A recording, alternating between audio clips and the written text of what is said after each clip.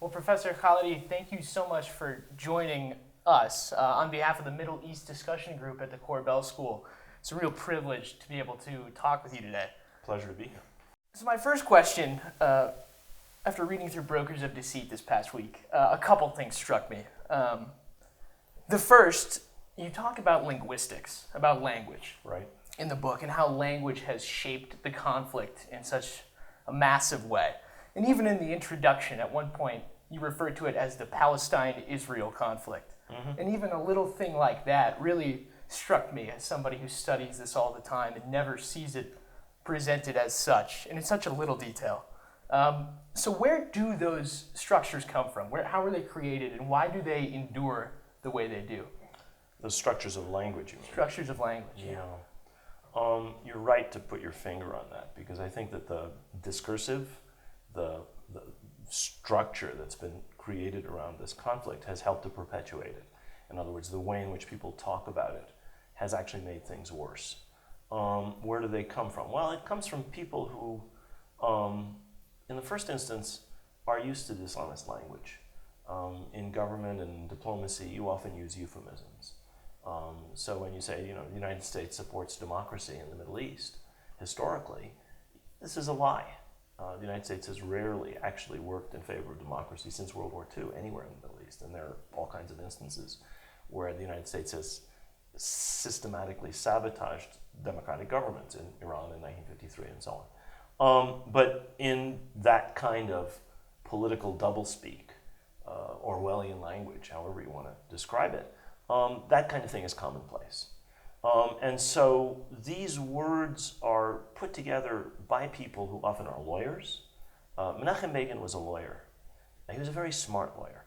And so the whole idea for autonomy, which he constructed, and as I show in the book, is the basis for everything that's followed since the late 1970s, was a structure intended to prevent real autonomy. So the word covers the denial of autonomy. The use of the word independence or self-determination covers a whole range of content that in fact is the absolute contradiction of self-determination and independence for the Palestinians. This comes from assiduous work. I mean, people repeat these things again and again. I think you just have to look at the way a word terrorist or terrorism has come into our vocabulary in the last few decades to see that it's only applied to certain kinds of attacks on civilians. It's only applied to certain kinds of ways of using political violence against soft targets to achieve political objectives. Other people who do that kind of thing are immune from the use of that kind of term. So it's actually pretty commonplace. I think the Middle East is one of the more egregious areas where it is used, and Palestine in some cases is the worst. I mean, you start off with a bunch of tropes that are repeated and repeated and repeated. People without a land for land without a people, making the desert bloom, and so on and so forth. When you take those kinds of tropes and you repeat them again and again and again, eventually it succeeds. It's like advertising. And a lot of this actually was the fruit of very smart people who came out of the advertising industry in the 40s and 50s and 60s. So lawyers and ad men. In the book, you continue to talk about, you actually quote Malcolm Kerr talking about how the peace process is essentially a maintenance of the status quo. Everything that happens around the peace process requires Palestinians to do things, and often the Israelis to do nothing, to maintain their status quo. Beyond the linguistics, how did we arrive at such a position? Well, you're right. I do quote Malcolm Kerr, the late Malcolm Kerr, who was a friend of mine, and whose assassination was a terrible thing in Beirut. I also quote President Nixon, who says the same thing. He basically says, we have to say these things and keep the Arabs going, but we know and they know, he says, more or less. Or we know that this is not going anywhere. How did we get there? We got there because there is no domestic constituency for Palestine, or wasn't. We got there because there's a very powerful domestic constituency for Israel. We got there because people have been convinced, partly by the Israelis, partly by their supporters in this country, that there is no national interest involved in doing justice in Palestine, and that there are strategic interests involved in alignment with Israel. And in different times in the past, that actually was the case. During the Cold War, from the 60s onwards, Israel was perceived in Washington, certainly from the 67 war onwards, Israel was perceived in Washington as a major strategic asset against Soviet proxies. So all of these things combined to get us to a point where you basically paid lip service to whatever the Arabs wanted, if you were a policymaker, even if you had misgivings about that. And you more or less did what the Israelis wanted on the Palestine issue. What I also show in the book is that when there were other strategic interests that came into play, none of this had very much purchase, i.e. the United States did exactly as it pleased, ignored Israeli objections, and went ahead and, in some cases, imposed its view as to a settlement with Egypt, or as to a ceasefire, or as to some deal with the Soviet Union. So again and again and again, the United States showed that where there was a powerful sense that this was in the American national interest, those domestic constituencies were completely overridden and Israeli objections were ignored. You walk us through those three, you focus on three major stages of the peace process, and it plays out like a tragedy, like a farce, as you talked about last night and we'll talk about later this afternoon. You start with the Camp David Accords, and then we move through the Oslo, from Madrid to Oslo, and then even up to Obama's presidency, right. The George Mitchell initiatives. But these structures, as we've talked about, serve only, it seems, to maintain the status quo. Right. So what hope, with all this sort of peace process industrial complex, as I've heard it referred to, with all of this in place, how do we move beyond that? I mean, what hope is there for resolving this crisis? You know, I regret not having said more last night about this. I'm glad you asked me that question. The status quo is untenable. The status quo is unsustainable. The status quo is not just unjust. Injustice persists everywhere, always. That's not enough. But it's untenable and unsustainable.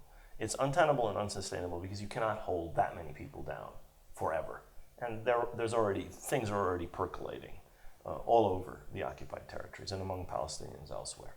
Moreover, you cannot assume that the United States can ignore the massive Arab support for the Palestinians forever.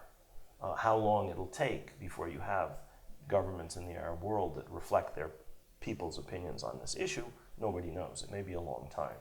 But all of these together mean that I think in the medium term, not just the long term, there has to be change.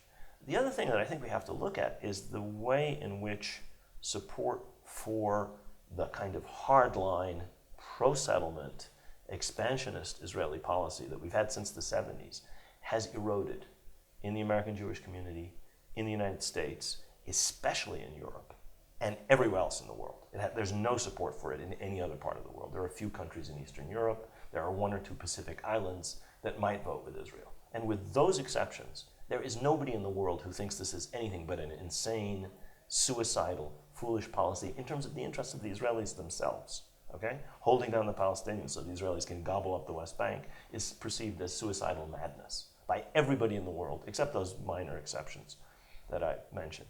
And even here in this country, where the political consensus is rock solid for a policy of imbecility, I would say, that is to say, from one end of the political spectrum in Congress to the other, people will stand up and applaud Netanyahu, whatever he says.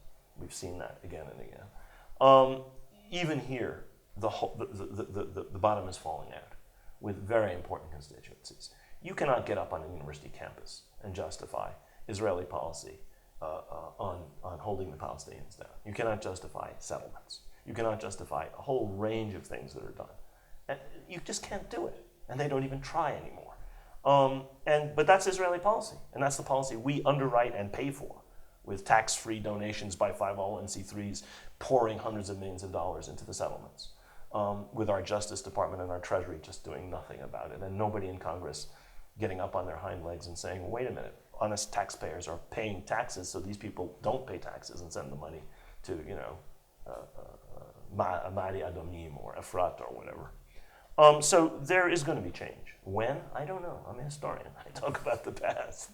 But if you look at the present, it's clear that all kinds of plates are buckling in various places within the American Jewish community, within liberal churches, all over in this country. And in Europe, I mean, they are moving towards saying the settlements are not part of Israel. We will not recognize them as part of Israel. And all of your economic agreements, Israel is fully integrated into Europe economically, as it's fully integrated into the United States. I mean, Intel and Apple and all of that stuff.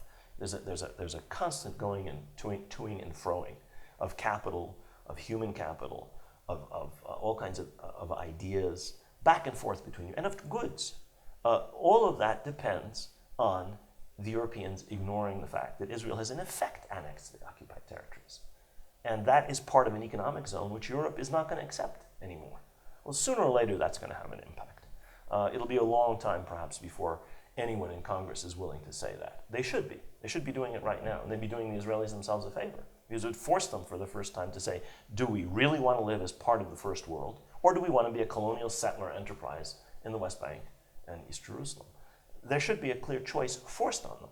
But by our policy, we're basically letting the thing slide, as you said, enabling a continuation of the status quo, which is disastrous for everybody, including for the United States in the medium term, not just the long run.